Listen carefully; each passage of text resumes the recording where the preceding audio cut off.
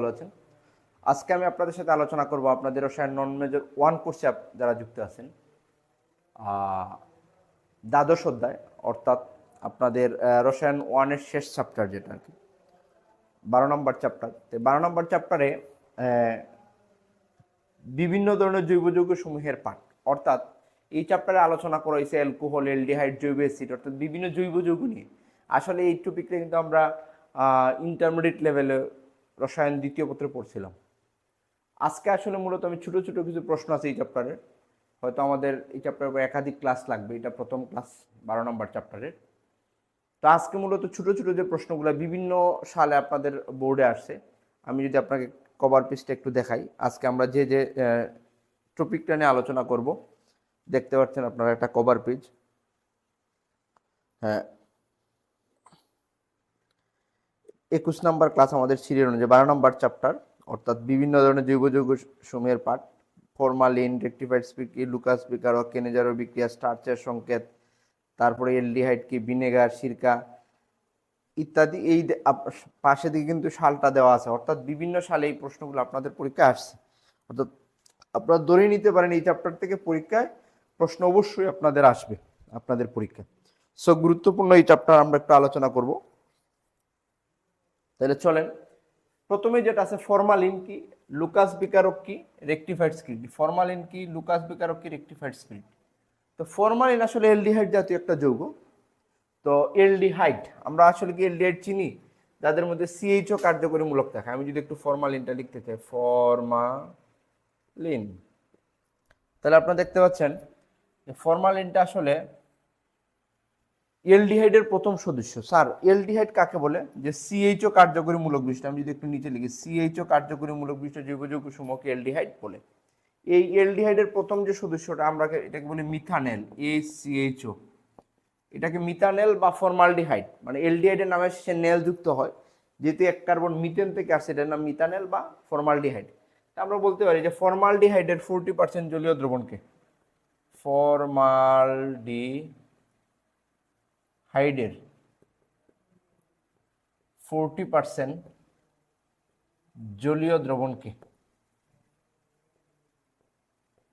জলীয় দ্রবণকে ফরমালিন বলে। ফরমালডিহাইডের 40% জলীয় দ্রবণকে ফরমালিন বলে।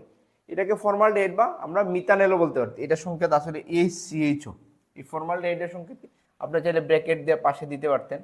এর সংকেত আসলে HCHO। এই ফরমালডিহাইডের 40% জলীয় দ্রবণকে ফরমালিন বলে।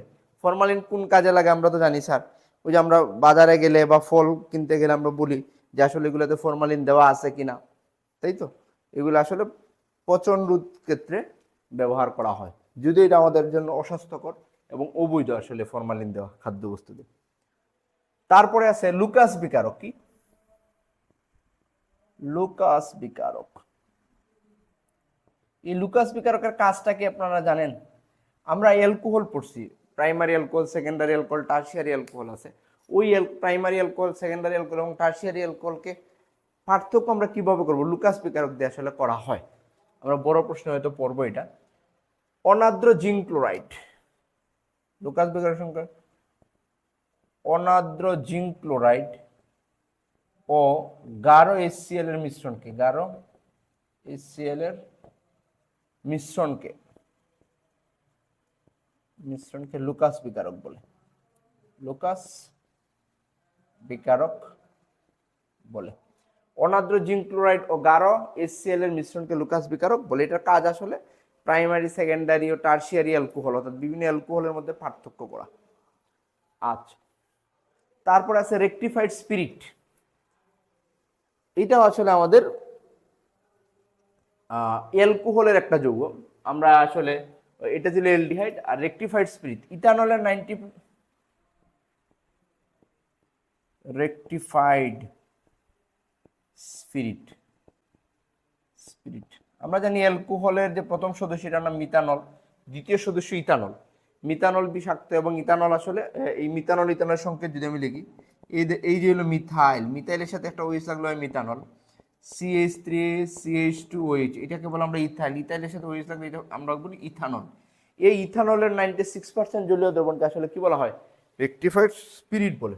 ইথানলের 96% জলীয় দ্রবণকে ইথানলের 96% জলীয় দ্রবণ ইথানলের, আমি চাইলে সংকেতটা দিতে পারি ব্র্যাকেটে CH3CH2OH। ইথানলের 96%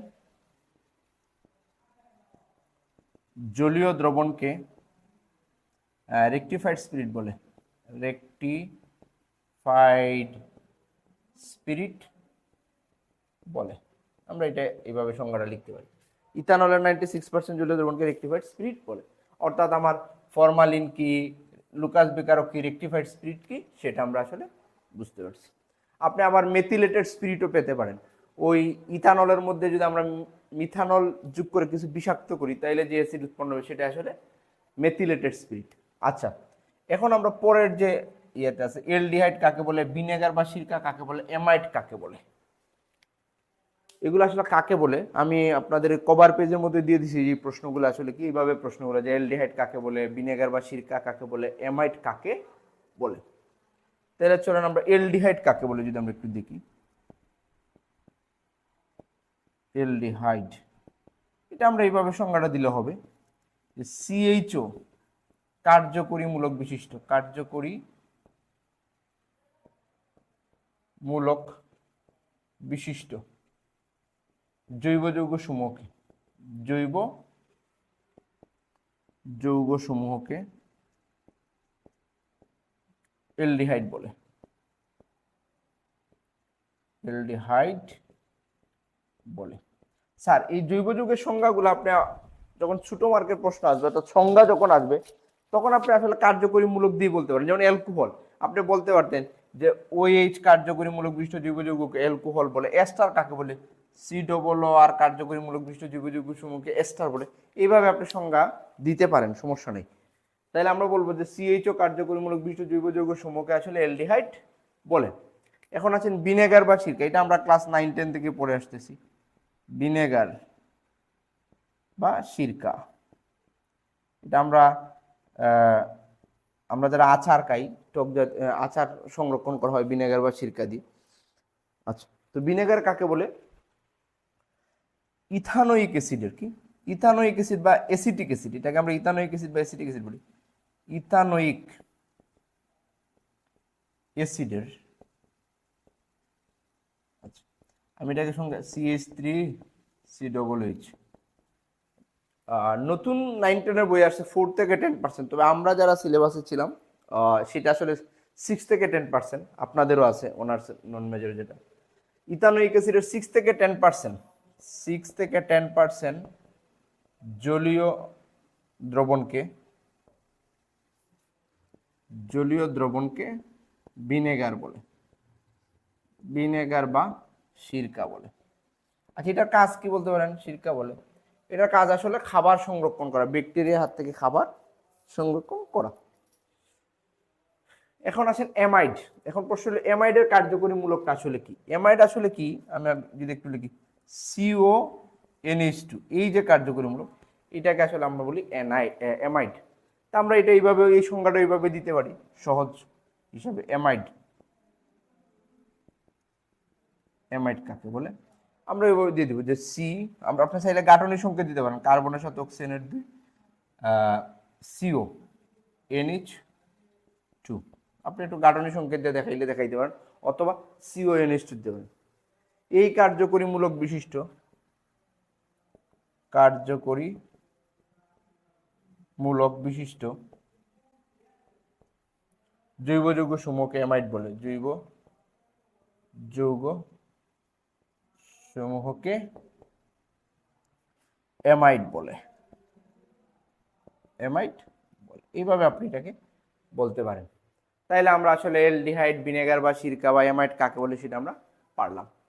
এখন সেম স্যার, ওই যে এস্টার এবং অ্যামাইডের কার্যকরী মূলক, এটা ইতিমধ্যে আমার প্রায় পড়া হয়ে গেছে, তবে আমি একটু এস্টার এবং অ্যামাইডের কার্যকরী মূলকের গাঠনিক সংকেত, এগুলো কিন্তু আপনাদের ছোট প্রশ্ন আসে স্যার পরীক্ষায়। তাহলে আমরা একটু উপরের অংশ একটু মুছে ফেলি। লেখাগুলো কি বোঝা যাচ্ছে? আশা করি বোঝা যাচ্ছে। হ্যাঁ, এখন আমরা এস্টার এবং অ্যামাইডের কার্যকরী মূলকের গাঠনিক সংকেত, এগুলো আমরা ইন্টারমিডিয়েট অনেকেই পড়ছি, হয়তো আপনারা ভুলে গেছেন, আমি একটু দেখাই দেব। তবে আপনি ধরে নিতে পারেন যে আপনার পরীক্ষা এই চ্যাপ্টার থেকে, এই টপিকগুলো থেকে ছোট প্রশ্ন একাধিক আসবেই, এবং আমি আশাবাদী আজকের এই ক্লাস থেকে আপনার পরীক্ষায় একাধিক প্রশ্ন আসার সম্ভাবনা থাকবে।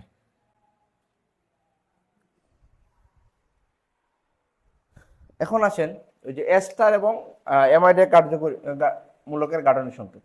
এস্টারের কার্যকরী মূলক, এস্টার মূলকের গাঠনিক সংকেত, মানে এটা কার্যকরী মূলকের গাঠনিক সংকেত। আচ্ছা, তো স্যার এস্টারের কার্যকরী মূলকটা আসলে কি? COOR।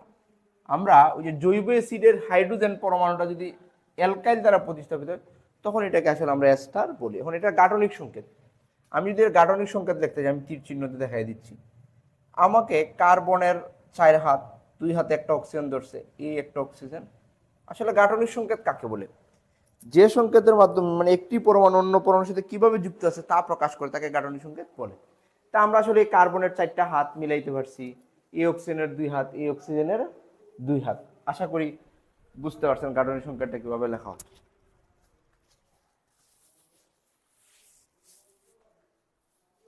ওকে, এখন পরবর্তী যেটা আছে সেটা অ্যামাইডের কার্যকরী মূলক। তো হ্যাঁ, অ্যামাইডের কার্যকরী মূলক,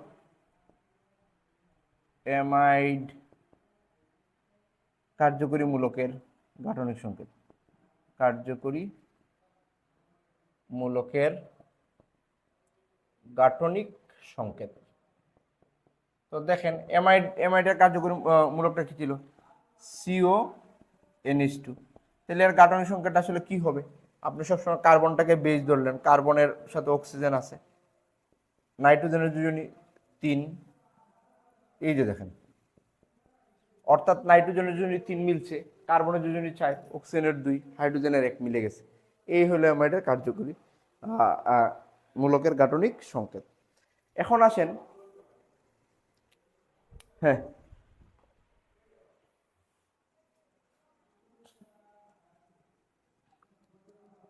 আচ্ছা, তারপরে আমরা আলোচনা করব যে টারশিয়ারি অ্যালকোহলের উদাহরণ এবং অ্যালকোহল পানিতে কেন দ্রবণীয়। আচ্ছা, আমি অ্যালকোহল পানিতে দ্রবণীয়টা পড়ে যাচ্ছি, আমি টারশিয়ারি অ্যালকোহলের উদাহরণটা আগে লিখতে। আমরা অ্যালকোহল আসলে 1 ডিগ্রি অ্যালকোহল আছে, 2 ডিগ্রি অ্যালকোহল আছে এবং 3 ডিগ্রি। এখন আমি একটু বলে নিই, আমরা প্রাইমারি, সেকেন্ডারি এবং টারশিয়ারি বলি। স্যার অ্যালকোহল আসলে কি? আমি যদি একটু অ্যালকোহল নিয়ে একটু বলতে চাই, তো অ্যালকোহল হলো যাদের মধ্যে, যে সকল জৈব যৌগের মধ্যে হাইড্রোক্সিল গ্রুপ আছে তারা আমরা বলি আসলে অ্যালকোহল। বা অ্যালকেনতে একটা হাইড্রোজেন পরমাণু হাইড্রোক্সিল গ্রুপ দ্বারা প্রতিস্থাপিত হলে যে যৌগ উৎপন্ন হয় সেটা আসলে আমরা বলি অ্যালকোহল। তো এই অ্যালকোহল আমি একটু যদি বলি, যেমন এই যেটাকে আমরা বলি মিথানল, মিথাইল এর সাথে একটা আমি একটু গাঠনিক সংকেত দিয়ে লিখতে চাই। এখন এই মিথাইলের মনে করেন একটা হাইড্রোজেন একটা অ্যালকাইল দ্বারা প্রতিস্থাপিত, মনে করেন CH3 আসছে, এটাকে আসলে আমরা বলি 1 ডিগ্রি অ্যালকোহল। হ্যাঁ, ওই যে কার্বনের সাথে, অর্থাৎ আলফা কার্বনের সাথে, কার্যকরী মূলকটা যে কার্বনের সাথে, এটাকে আমরা আলফা কার্বন বলবো। এই কার্বনের সাথে যতটা অ্যালকাইল গ্রুপ থাকবে, অ্যালকাইল খারা, ওই যে মিথাইল, ইথাইল, প্রোপাইল, দেখেন এই জায়গায় একটা অ্যালকাইল, এই জন্য এটাকে আমরা আসলে বলি 1 ডিগ্রি অ্যালকোহল, 1 ডিগ্রি অ্যালকোহল বা প্রাইমারি অ্যালকোহল। সেম আমি যদি এই জায়গায় যাই, CH3 CH3 HOH, এটাকে আমরা বলি 2 ডিগ্রি অ্যালকোহল। কি বলি? 2 degree alcohol. CH3 CH3 CH3, এটাকে আমরা বলবো আসলে 3 ডিগ্রি অ্যালকোহল বা টারশিয়ারি অ্যালকোহল। এই যে স্যার, এটাকে আমরা টারশিয়ারি অ্যালকোহল বলতে পারি। এটা আমরা আসলে 2,2 ডাইমিথাইল ইথানল যৌগটার নাম বলতে পারি, 2,2 ডাইমিথাইল ইথানল। এটাকে আমরা বলবো 3 ডিগ্রি অ্যালকোহল বা টারশিয়ারি অ্যালকোহল। এই টারশিয়ারি অ্যালকোহলের এক্সাম্পল এটা, মানে কি যে এই কার্বনের সাথে 3টা আর আছে, একটা আর, 2টা আর, 3টা আর, এই জন্য এটা আমরা 3 ডিগ্রি অ্যালকোহল। তো আশা করি টারশিয়ারি অ্যালকোহলের এক্সাম্পল হয়ে গেছে। এখন আসেন অ্যালকোহল পানিতে দ্রবণীয় কেন? স্যার অ্যালকোহল আমরা জানতাম যে পানিতে দ্রবণীয় হয় আয়নিক যৌগ আর কিছু কিছু পুলার সমযোজী যৌগ। এখন আমরা আসলে দেখব যে অ্যালকোহল পানিতে দ্রবণীয় হয় কেন। অ্যালকোহল পানিতে দ্রবণীয় হয় কেন? তো অ্যালকোহল আসলে পুলার একটা সমযোজী যৌগ। এই পুলারের কারণে, পুলারিটির কারণে তাদের মধ্যে ধনাত্মক ও ঋণাত্মক প্রান্তর সৃষ্টি হয়। ফলে পানি একটি পুলার দ্রাবক, একে অপরকে আকর্ষণ করে, এর মাধ্যমে আসলে অ্যালকোহল পানিতে দ্রবণীয় হয়। এটা বড় প্রশ্ন তো আসতে পারে, আবার ছোট প্রশ্ন তো আসতে পারে। অ্যালকোহল পানিতে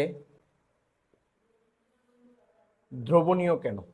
দ্রবণীয় কেন, এই আসলে আমাদের প্রশ্ন। বা অ্যালকোহলের পানিতে দ্রবণীয়তা, অ্যালকোহলের পানিতে দ্রবণীয়তা মানে কিভাবে দ্রবীভূত হয় এই দ্রবণীয়তা। স্যার আমি একটা অ্যালকোহল, আসলে অ্যালকোহলের মধ্যে দেখেন একটা, যে আমি যদি বলি CH3OH, এই যে OH, এই আমি যদি এটা গাঠনিক সংকেত লিখতাম CH3OH, এটা হবে প্লাস আর এটা হবে কি মাইনাস। অর্থাৎ অ্যালকোহলের মধ্যে প্লাস এবং মাইনাস প্রান্ত কি হবে, সৃষ্টি হবে। এই অর্থাৎ ডাইপোল সৃষ্টি হবে। আর এই পুলার যৌগগুলো কিন্তু পানিতে দ্রবীভূত হবে, কারণ পানি নিজেও একটা পুলার। আমি যদি একটু চিত্র আঁকি, একটু মনোযোগ সহকারে দেখেন যে অ্যালকোহল পানিতে দ্রবীভূত হবে কেন। আমি পানির গাঠনিক সংকেত এইভাবে লিখবো। আচ্ছা আমরা মনে করেন অ্যালকোহলের মধ্যে এটা মিথানল, আচ্ছা আমি এটার পরিবর্তে তো আর লিখতে পারি, কি লিখতে পারি, আর, যে কোনো মিথাইল, ইথাইল, প্রোপাইল। অর্থাৎ আমি অ্যালকোহলের সাধারণ সংকেত লিখতে পারি ROH, আসলে কোনো সমস্যা নেই, এটা অ্যালকোহলেই বোঝায়। এখন দেখেন এই অক্সিজেনের মধ্যে 2H, এটা ডেল, মানে অক্সিজেনের চার্জ হবে নেগেটিভ, হাইড্রোজেন হবে পজিটিভ। মানে এটা পোলারিটির কারণে। আমরা জানি অক্সিজেন এবং হাইড্রোজেনের মধ্যে যে ইলেকট্রন শেয়ারের মাধ্যমে যে বন্ধন হয়েছিল, আমি যদি এই জায়গায় একটা চিত্র আঁকি, এই যে হাইড্রোজেন এবং অক্সিজেন উভয় একটা একটা ইলেকট্রন শেয়ার করে বন্ধন গ্রহণ করছিল, কিন্তু অক্সিজেনের তড়িৎ ঋণাত্মকতা বেশি, সে কি করে ইলেকট্রন তার নিজের দিকে টেনে নেয়। অর্থাৎ অক্সিজেনটা হয় মাইনাস আর এটা হয় কি প্লাস, অর্থাৎ ইলেকট্রন ঘনত্বটা অক্সিজেনের বেশি হয়। আর এটাকে আমরা ডেল্টা চিহ্ন দ্বারা প্রকাশ করি, তাই এই যে ইলেকট্রন ঘনত্ব বুঝাই, এটা হবে প্লাস। আমি এটাকে 2 দিচ্ছি কারণ অক্সিজেনের চার্জের পরিমাণ 2। এখন এই জায়গায় আমি একটা অ্যালকোহলের চিত্র আঁকতে চাই, একটু মনোযোগ সহকারে খেয়াল করবেন। এইচ আর ইয়া, এটা কিন্তু অ্যালকোহল। এই অ্যালকোহলের মধ্যে স্যার এই যে এটা 2 ডেল মাইনাস আর এটা হবে কি প্লাস। এখন আমি আরেকটা পানির অণু আঁকতে চাই, 2 del minus del plus del plus. আমি আরেকটা অ্যালকোহলের অণু আঁকতে চাই, মানে একটার পরে একটা আঁকতেছি sir, del plus 2 del minus. আচ্ছা এখন অ্যালকোহল পানিতে দ্রবণীয় হওয়ার কারণটা হলো যে বলবেন পানি একটি পুলার দ্রাবক, অর্থাৎ পানির অণুতে ধনাত্মক এবং ঋণাত্মক প্রান্ত সৃষ্টি হয়েছে, এবং অ্যালকোহলের OH হাইড্রোক্সিল গ্রুপ এর ডাইপোল সৃষ্টি হয়, অর্থাৎ অক্সিজেন আংশিক ঋণাত্মক এবং হাইড্রোজেন আংশিক ধনাত্মক। ফলে পানির যে হাইড্রোজেন ধনাত্মক আছে সে কি করে অ্যালকোহলের অক্সিজেনকে এইভাবে আকর্ষণ করতে পারে, এই হাইড্রোজেনে এই প্লাস এই মাইনাসকে কি করে আকর্ষণ করে। এর মানে কি অ্যালকোহল এবং পানির অণুর মধ্যে, এটা কিন্তু অ্যালকোহল, এটা অ্যালকোহল, এই পানির অণুর মধ্যে অ্যালকোহল এবং পানির অণুর মধ্যে একটা বন্ধন তৈরি হয় যেটা নাম হলো হাইড্রোজেন বন্ধন। কি বন্ধন? হাইড্রোজেন বন্ধন। এই হাইড্রোজেন বন্ধনের কারণে আসলে অ্যালকোহল কি হচ্ছে, পানির সাথে পানিতে দ্রবীভূত হচ্ছে। যদি এই অ্যালকোহলের মধ্যে OH গ্রুপ না থাকতো তাহলে এটা অপুলার হইতো, আর অপুলার যৌগগুলো কিন্তু পানিতে দ্রবীভূত হয় না, যেমন তেল, পেট্রোল, অকটেন। আমি যদি আপনাকে বলি অকটেন, অকটেন পানিতে কি দ্রবীভূত হবে, C8 8 দুগুণে 16 আর 2 18। এই অকটেন কি পানিতে মিশবে? আমরা যে গাড়ি চালাই অকটেন, না, পানিতে দিলে পানিতে বেশি থাকবে, তেল পানিতে বেশি থাকবে, কারণ তাদের মধ্যে পুলার কোনো অংশ নাই। কিন্তু অ্যালকোহলের মধ্যে OH আছে, এই অংশটা অপুলার, কিন্তু এই জায়গায় OH থাকার কারণে তার মধ্যে প্লাস মাইনাস সৃষ্টি হয়। এই প্লাস মাইনাসের কারণে পানির অণুর প্লাস মাইনাসের সাথে আকর্ষণের মাধ্যমে হাইড্রোজেন বন্ধন তৈরি করে, ফলে অ্যালকোহল পানিতে দ্রবীভূত হয়। আশা করি আপনারা এটা বিষয়টা বুঝতে পারছেন। তাইলে আমরা এই প্রশ্নটা আসলে বুঝতে পারছি। এখন আমরা কেনিজারু বিক্রিয়া দেখব। কেনিজারু বিক্রিয়া আসলে কি? কেনিজারু বিক্রিয়াটা আসলে অ্যালডিহাইড জাতীয় যৌগের ক্ষেত্রে প্রযোজ্য।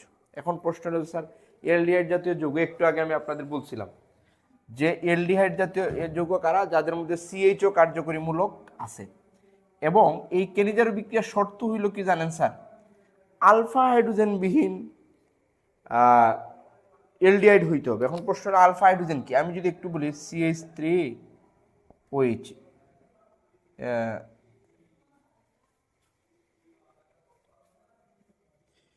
CH3 CH2 CH2OH বা OH না, আমি অ্যালকোহল দেবো না, এলডিহাইড জাতীয় যৌগ CHO। দেখেন তাইলে 1 2 3 4 4 কার্বনের বিউটানেল, কি না বিউটানেল, এটা আমার কার্যকরী মূলকের কার্বন। এর পাশের যে কার্বন এটাকে আমরা বলবো আলফা, পরেরটাকে বলবো বিটা, এটাকে বলবো আমরা গামা। অর্থাৎ কার্যকরী মূলকের পাশে যে কার্বনটা থাকবে সেটা আলফা কার্বন। এখন এই আলফা কার্বনে যদি হাইড্রোজেন থাকে তখন এটাকে বলবো আমরা আলফা হাইড্রোজেন, এটাতে কিন্তু আছে। কিন্তু আমি যদি এই এলডিহাইডটা বলি মিথানেল HCHO, এটা এক কার্বনের এলডিহাইড, তার কাছে কিন্তু আলফা কার্বন নাই, যার ফলে আলফা হাইড্রোজেন নাই। তাই আলফা হাইড্রোজেন বিহীন এলডিহাইড পরস্পরের সাথে বিক্রিয়া করে, দুই অণু এলডিহাইড যদি পরস্পরের সাথে বিক্রিয়া করে এক অণুজারিত হয়ে হবে জৈব অ্যাসিড। জৈব অ্যাসিড বা জৈব অ্যাসিডের লবণ হবে। তো জৈব অ্যাসিড কারা, এই যে COOH কার্যকরীমূলক বিশিষ্ট, COOH কার্যকরী, অথবা COON জৈব অ্যাসিডের লবণ হবে। এবং অপর অংশ বিজারিত অ্যালকোহল হবে OH। এটাই আসলে কেনিজারও বিক্রিয়া। আমি একটা এক্সাম্পল লিখতে চাই, এটা এরকম যে আলফা, যেমন মনে করেন মিথানেল, এটা কিন্তু আলফা হাইড্রোজেন মিন এলডিহাইড, এটার নাম মিথানেল, বাংলা যদি আমি লিখি মিথানেল, এটাও কিন্তু মিথানেল।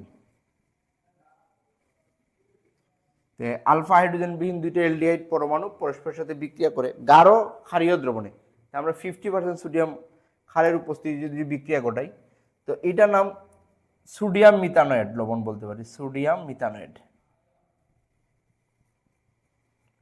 সোডিয়াম মিথানয়েড। আর এটাকে বললাম আমরা মিথানল, মিথানল।